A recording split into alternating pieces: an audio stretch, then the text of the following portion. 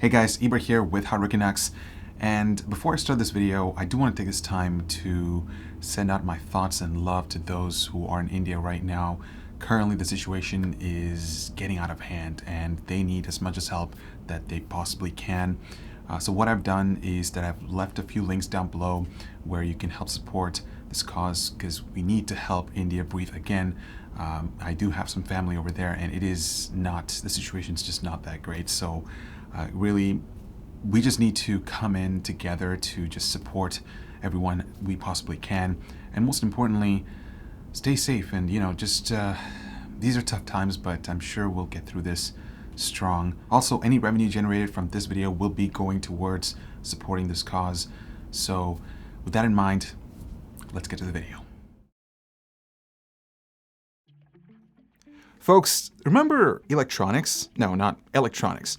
Electronics. They're one of the small companies that are trying to bridge the gap between high-end boutique laptop manufacturers and the bigger guys like Dell, HP, Asus, and MSI. In fact, if you remember, I checked out their RP15 about 6 months ago, and it was one of the fastest Ryzen laptops to hit the studio. Was it perfect? Meh, not really. I mean, there were some concerns about the chassis and, of course, some other things. And if you want to check out my thoughts on that laptop, I'll link it right over here. But anyways, today we're here with another laptop from electronics, and it's called the Prometheus 17 Ultra. Now, that name is an interesting fusion of Greek mythology, where Prometheus means god of fire, and a modern marketing term like Ultra, where you're getting the best of the best. In a way, that's true, because you are getting a Ryzen 5008 series CPU and an RTX 3080 that can be pushed to a higher wattage in beast mode, which results in amazing gaming performance. And the cooling solution is pretty robust to keep up with that. But that doesn't convey the whole picture. You see, there's a whole lot more when it comes to evaluating a laptop, especially when it has the term Ultra attached to it. So let's dive in right after this. The new N7 B550 gaming motherboard from NZXT is something out of the ordinary. The clean aesthetics with the metal cover is a minimalist dream come true. You get a built-in I/O shield and headers that are laid out optimally for a simple plug-and-play setup. The N7 also supports third-party RGB accessories through CAM software, available in both black and white models, as well as Intel and AMD. Learn more down below. Alright, before I get into the specs of this laptop, I do want to talk about availability, because with the current state of the market, finding components, let alone Ryzen-based laptops with higher-end GPUs, can be a bit challenging. Now, electronics is fulfilling back orders to the best of their abilities, and due to popular demand, expect some production delays. Now, with that out of the way, let's start off with the price. It starts at $1,700, and for that, you get a Ryzen 7 4800H CPU with 16 GB of RAM, half a terabyte of NVMe storage, and an RTX 3060. The next tier is $400 more, and interestingly, that gets you an Intel 10th Gen 10875H CPU with an RTX 3070. Add an extra $500 and you get AMD's latest Ryzen 7 5800H CPU with an RTX 3080 featuring 16 GB of VRAM. Our sample comes with a few upgrades like twice the memory and storage, which brings the total to about $2,800. That is a very expensive investment, my friends, but at the same time, when you look at the competition that can offer 3080s, where you can push the wattage to higher levels, I would say that this is a bargain, but hold on to your wallet right now, because I will circle back to that value aspect at the end of the video. I should also mention that if you spend $2,500 or more at electronics, you instantly qualify for a gaming bundle that includes a thick gaming mouse pad, a lightweight gaming mouse, and a gaming headset, along with a 10-foot HDMI cable. Nice touch. Now, from the outside, there's nothing really interesting going on with the Prometheus. The chassis is pretty clean and minimal. It's a mix of plastic and aluminum components, and if you're interested in giving it a unique look, you can opt for this black matrix skin from Dbrand. It's next to $10, and I think it looks pretty cool. Now, right around the edges, you'll find these subtle RGB light bars, and you can customize the colors through the included software. Keep in mind that this is a 17-inch laptop, which means portability ultimately depends on how big your backpack is. Given that it's just under an inch thick, you should be okay lugging this thing around, but also you have to keep in mind that this thing weighs around 6 pounds, so it is a big boy. The hinge is not the strongest. Given that it's placed at the center, you will experience a bit of flexing when you open the laptop with one hand, especially from the corners. And I noticed some wobbling, especially when using this thing on my lap. Keep in mind that this is a generic chassis that is being used by other manufacturers, so there's nothing really unique from electronics with the design on the Prometheus. Moving on to the interior space, and once again, you're greeted with a clean keyboard layout and a gigantic trackpad, which I'll get to shortly. They did manage to fit a numpad, but that shouldn't be surprising considering the 17-inch form factor. The arrow keys are positioned awkwardly. They're the same size as the rest of the keys, and I find myself accidentally hitting the 1 key instead of up and then 0 for right. I should also mention that the secondary enter key is missing with the numpad, so that might be an issue for people who log a lot of data in programs like Excel or some other applications. On the other hand, the keys are excellent. There's very little wobble, so you end up with a rigid surface, and the travel distance is perfect for a laptop keyboard. You get a very satisfying feel when you bottom out. I would say this lines up right along with the Zephyrus G15, so if you're a hardcore typist or gamer, this won't disappoint you. They're also LED backlit and they feature RGB lighting. It's a single zone setup and there's very little customization when it comes to lighting effects. The brightness levels are pretty good. It'll get the job done for your night gaming sessions. Okay, now let's address the trackpad. It's really massive. It's actually bigger than my XPS 17, which I already thought was really big. It's made out of glass surface, which means the surface is really smooth for navigating windows. But my main concern is with palm rejection, because if I place my right hand over the primary left and right buttons, and if I try to move a window, it just wouldn't work. Now, there is an option to disable the right zone of the trackpad, which basically cuts the usability in half, but honestly, that just makes things even worse. I was really uncomfortable using that setting, and I feel like there's a lot more fine-tuning that still needs to be given to this trackpad, because it's just not perfect, especially when compared to something like the Blade 15 or even the XPS series. Another thing I want to mention is the palm rest area, because if you have small hands, you might experience some level of discomfort trying to reach out for the keys because they are distanced a little bit more from the edges. So that's something to keep note of. Now, I have big hands, so I didn't have any issues and I was pretty comfortable doing my thing. And this is the webcam test on the Prometheus 17 Ultra. Now, the quality is not the greatest in my opinion, but I will say that the audio sounds pretty good, especially compared to the Razer Blade 15 advanced model. So that's a good thing. But I will say that because of how poorly strong this hinge is, when you're typing or just doing other stuff, it might just start to wobble as you're talking to somebody in a Zoom meeting. So just keep that in mind. The speakers are located at the bottom. Honestly, don't expect too much, guys, because there's very little bass response and the trebles sound too harsh. In fact, it's just not a pleasing experience when you're listening to music or just watching YouTube videos. I would highly recommend a pair of headphones to get that job done. I like the port setup on this laptop. It's spread across the left, right, and back edges, and it has everything you need. Starting at the left, you get a USB 3.1 Gen 2 Type A port and separate audio jacks. Switching over to the right, there are 2 more USB Type A ports, but do note that they are Gen 1 versus Gen 2 on the other side. And next to that is a full-size UHS 1 SD card reader. It's not the fastest out there, but I appreciate this inclusion. At the back, there's power in, Gigabit Ethernet, HDMI 2.1, and a USB Type-C port with DisplayPort pass-through. I really like the layout at the back because it just makes cable management a lot more easier, especially if you want to connect an external display and you just don't have plugs, around your mouse hand. So good job there. Moving on to the display. The Prometheus comes in just one variant, Quad HD at 165 Hz, and it is an IPS type panel with a matte finish.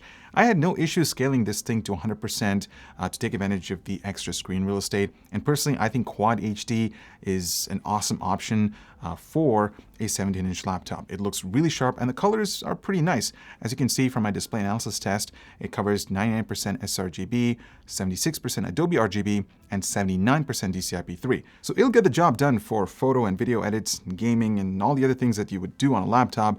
But honestly, if I were to compare this to the competition within the same price range, I would have expected a better quality display, especially something that covers a higher or better color gamut. Also, the screen doesn't get that bright. It's pretty dim. I think the peak level is around 350 nits, so outdoor visibility is going to be a bit challenging. There's also a mux switch integrated into the Prometheus, so that allows the user to switch between Optimus or just run off the discrete GPU full time, which I think is a nice inclusion. In terms of upgradability, you have instant access to 2 RAM slots, which are already preoccupied. The primary NVMe SSD is right over here, and the drive speeds are good. They're not the fastest compared to the competition, especially when you look at the write performance. And there is an extra M.2 slot for storage expansion. So back when I looked at the Electronics RP15 last year, I mentioned that their software in terms of modifying power plants was actually pretty good. Actually, it was one of the best that I've ever seen.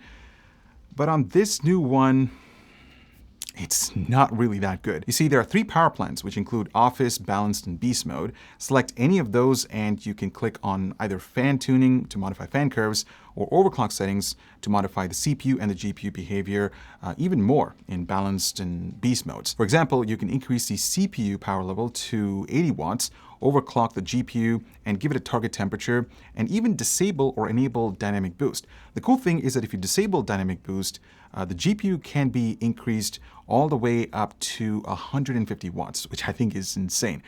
But the whole interface, in my opinion, just feels a little bit clunky, especially when it comes to saving profiles. But I guess you just have to get the hang of it. So yeah, I just don't feel like it is their best. I think they kind of made things worse compared to their previous version, which was on the RP15, which was great. So with that in mind, let's jump into battery life. And well, this is a 17-inch laptop, guys, with a powerful CPU and a GPU and a pretty small 62 watt-hour battery. And guess what that means? Some of the worst battery life that I've ever seen, even when you set this thing to balanced mode. Meanwhile, Beast Mode doesn't change all that much at light load, since both are operating at the lowest possible frequency while loading web pages. And if you're wondering, no, Office Mode doesn't make a difference here either. But then again, you can't forget that this really isn't meant to be a portable device. It's meant to be more of a desktop replacement than anything else. Of course, things get worse when the laptop's operating at a higher load level, but I've got to say, it isn't as bad as I thought when compared to some of the other laptops. So while the power modes don't make that much of a difference when it comes to battery life, they do play a huge part in terms of performance, especially the Beast Mode's highest setting, where things get really insane. Now, to show that, I will be marking the charts where you can read Beast Mode maxed, so just keep track of that. First up, Office Mode, which converts the Prometheus into a power-sipping laptop, but that also means a lot of performance sacrifices. Meanwhile, Balanced and Standard Beast Mode are pretty close to one another with just 10 watts separating them. But man, the maxed out Beast Mode really turns everything to a whole new level. There's something else to mention here as well. While the power sliders were pegged at 80 watts, it seems like that burst of current only came at start, with the laptop eventually settling down to a constant 73 watts. Now that all leads to frequency of Balanced, Beast, and maxed out Beast modes all being within 350 megahertz of one another. Meanwhile, Office Mode just completely cuts speeds off at its knees. So don't even think about using that when you need to chew through super heavy compute tasks. The amazing thing here is the additional 20 watts in Beast Mode's maxed out setting leads to a massive increase in temperatures. Now, in order to keep things at that level, the CPU ends up reducing clock speeds, and I have to say, that's a bit disappointing for a pretty thick 17-inch laptop. Meanwhile, the other modes are a lot better behaved. Now that leads me into real-world performance with the CPU set to 60 watts and 80 watts. Now as we go through these tests, it's interesting to see where the 5800H in the Prometheus ends up. In most cases, it trades blows with the Zephyrus G15, which is a bit less expensive, and it even manages to lose to the older RP15 in a few situations. Then again, don't forget, the G15 has a more powerful Ryzen 9 CPU to start off with. Overall though, it's one of the fastest laptops I've ever tested, just not as convincingly dominating as you might have thought. Now, if you thought the Beast Mode sliders were interesting for the CPU, the GPU can get an additional boost of 15 watts, bringing it from an already high 135 watts all the way up to 150 watts. And let's see how that affects the power, temperatures, and frequencies over time. Once again, the GPU doesn't really hit its power limits in any of the settings, even with all the sliders maxed out. But in Office Mode, it actually behaves more like a slim and light laptop, while the Balanced and Standard Beast Mode preset are basically the same thing, and they top out at just around 125 watts. It's really odd to see none of the modes hit their wattage targets, especially Beast Mode with dynamic boost disabled and the power slider maxed out to 150 watts. Now, normally I'd point fingers at temperatures, but not one of the settings even came close to the 87-degree maximum, and all had really well-managed heat. That's a good thing, but at the same time, it doesn't really explain the power behavior of the RTX 3080 GPU. There might still be some limits in place that can't be disabled through the software, but that's just my guess. The one good thing is that pushing the GPU power slider to the max does end up giving you a pretty good boost in frequencies over balanced and the regular beast mode preset. Office mode, on the other hand, well, that's just all over the place. As for in-game performance, well, yeah, this thing is an absolute beast, guys. In most tests, it's right up there with the fastest laptops around, but max out those power sliders and it turns into the Hulk and smashes pretty much everything. But then again, the RTX 3080 is also sucking down a lot more power than any other laptop GPU we've seen so far. At the screen's native 1440p resolution, it remains ahead too, but you also need to be a little bit impressed with how well the Blade 15 Advanced handles itself. That thing has a much lower wattage GPU, but it manages to hang in there. But add the 150 watt setting and yep, the Prometheus powers ahead, but this also goes to highlight how throwing tons of power at a GPU doesn't give a linear increase in performance.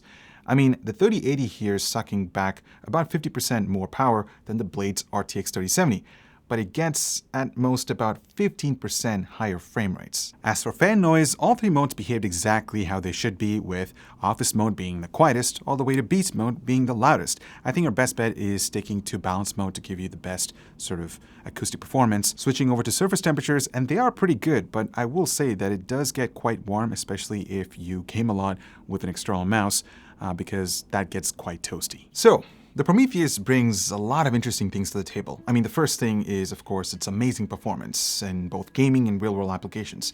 I love the ability that electronics gives the user to modify the behavior of the CPU and GPU, rather than just having, a bunch of presets like balanced, low, performance and all that stuff, like what you see with other laptops. The I/O is pretty loaded, and I'm impressed with the layout. The keyboard is great. I love the feedback that it provides, except for the awkward arrow key placement. And the display is good. I expect better, especially for this price point. But my main issue with this laptop is, just with this generic design. Of course, I understand that they're using a generic chassis that other manufacturers use, but this trackpad, man, it's just not the most comfortable thing to use. Also, some people might find it too big. The hinge is not necessarily the strongest, and the webcam quality is just not that great. So if you're purely looking for raw gaming performance, I would wholeheartedly recommend the Prometheus 17 Ultra. But personally, if I were to spend close to $3,000 on a machine, I wouldn't pick this. So on that note, thank you so much for watching. I hope you were able to take away everything that you needed to know about the Prometheus 17 Ultra. Let me know what you guys think about it in the comments. I'm Iber with hardwarecanucks, and I'll talk to you guys in the next one. And please, spend responsibly.